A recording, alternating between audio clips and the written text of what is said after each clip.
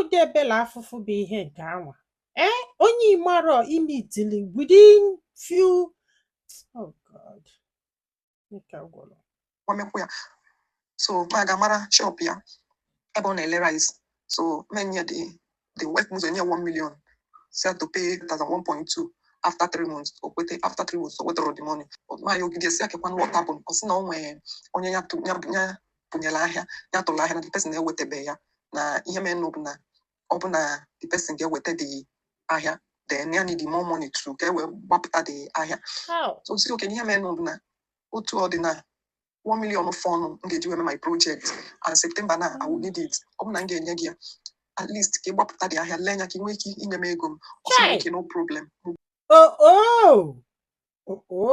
ọkwa mmadụ ka ị bụ mmadụ ka inyelu 1M ọ kwụchighere gị nke inyelu esi gị nyekwu ya ọzọ izuzulu sokwulu je weta ego ọzọ nyekwu ya ike gwụrụ eziokwu na ọbụ na-eme this post mana mmadụ ka m bụ sometimes ana m eche echiche too nye gị ikwuru m nke nyelu gị you ask me for another one ị na-apụ ala who does that anyway ịgba na mgbe ụfọdụ onye ụdị ihe emerọ ama nghọtasị because onwe ndị na-asị na fe jiri anya fa maybe that is the case if not ọkwa human being ka ibi na-echekwa echiche ole so mezikwe gị ịmana ya kwuwere ebe ọ dịrọ yọta na ka anyị continue kwa ụmụnne m mana ike gwụrụ ozi okenye ihe mere n'obu na otu ọ dị na 1 million fọnụ m ga-eji weme my project and September na I will need it ọ bụ na m ga-enye gị ya at least ka ị gbapụta dị ahịa lee anya ka ị nwee ike inye m ego m ọ sị m okay no problem mụ biko mụ nye ya na ya ga-agbapụta ya mfe na that one na second 1 million ya ga-enye m ya next week not just ka agbapụta dị ahịa ka ele dị ahịa na ọ bụrụ ọsọ afịa dị na afịa ndị ọzọ dịkwa ya sị ya no problem enye ya ebidozie kọbara m akụkọ kọbazara m akụkọ I don't even know what to say because anytime na-echeta I feel like as if I'm stupid mana ọgọ ka m mere onye Igbo ibe m nwa Igbo ibe m can help kwa ọ dịzị ka ihe ọma m na-achọzi igbu m till today when I can abụ na-ekwu till this 2025 April just no know the only thing that make us want number the father called the father na Onitsha the father na Iyo megidesi at his state the father doesn't pick my call the boy doesn't pick my call nwa Igbo ibe m can help kwa ọ dịzị ka ihe ọma m na-achọzi igbu m till today when I can abụ na-ekwu till this 2025 so last month the father sent the alum 100,000 said there am 100,000. Maybe I was like, he made 100,000. Even as it is now, no self. I am not losing because that is what I wanted to use to start life. So, let me get there. One of my cousins in the East, Wabia, the guy, send the number, family member, the boy. Because it's last year, stories everywhere. So, when one policeman meets, that is the main reason, the main reason. Just where I can need the advice. So this policeman, the money. So he asked me to help track this boy. So in the process of help track also don't worry. No one about school. Send her to school. Yeah, because last September my daughter was in school because of if no make you why you can make your jump because there was no money. So she couldn't enter school. So the man is the policeman is go see mom. This year. Nyaga send one to school. I was so happy. Then one okay. Also, I want to school. Say na outside, and beside there is no money now. But I hope na Chineke na kenyere maka. Also, njemelia passport. Nyaga help one okay for outside. Nyaga help. I don't need to know more. Abalia ticket. But nyaga help one with visa. Kaya one choiga. One okay 22 years now. Kaya chiga. One okay no Europe. See okay. Also nyaga motelia Germany. Wow, God believe go. What I call one passport. So everything. So yes, I'm okay. How am I surviving? Wow. And this morning now, I'm tired. That's my only hope to start life. Now I can't even afford to feed my children. So that's okay. Don't worry. I get help. Another thing apart from eating into project now, I want to learn how to sew clothes.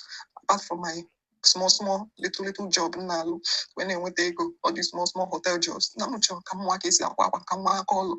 Or because now we're born gas sponsor, but I'm a so smoking gas sponsor.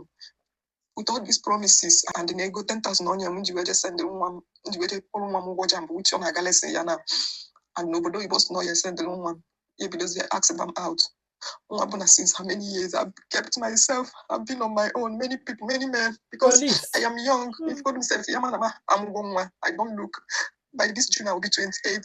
Sorry, I will be 38. Sorry, I don't even look it. I just look my young. Not focus on my children. I mean, my boss. So all those things, and I move on. And I brought my hope on men to survive. I hustle on my own. And the husband I'm young when they dream for. I didn't know young mother. So yeah, I was in this man one day, maybe come eat here. I won't lie, or a hotel. So can you take? Yeah, if you go back, sim. They have a mess around more these things for free now. Now, if I need to money, I back. See, I because no mere me. At least now, all the rest assured that now I'm okay.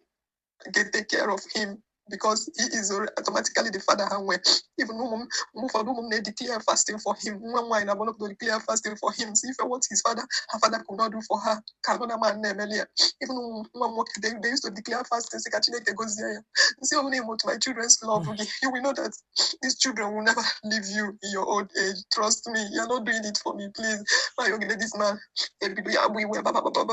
seem like I cannot even sacrifice for my children. Means that no bro one even herself went the hall. I tell you lie. Then you know what was the other man. See okay. And he's with me. Even in this length. I say Catholic, we don't joke with length. I have to commit sin in the length just to make sure that my children are okay. So my brother there. Since then he started because they not just go there. You know, the move for after that day. I know I open again the chief after 3 days. I say no, I can't do this again. Get me myself. I'm still paying penance for it. My conscience is still destroying me for it. I simply I forget everything. This is not be one because this man automatically took advantage of me. I know. In my lowest moment. I know. And he knew he was not going to do it. I know. But I blame myself though, after all. He wasn't the only one who has promised me heaven and earth, but I never fell for them.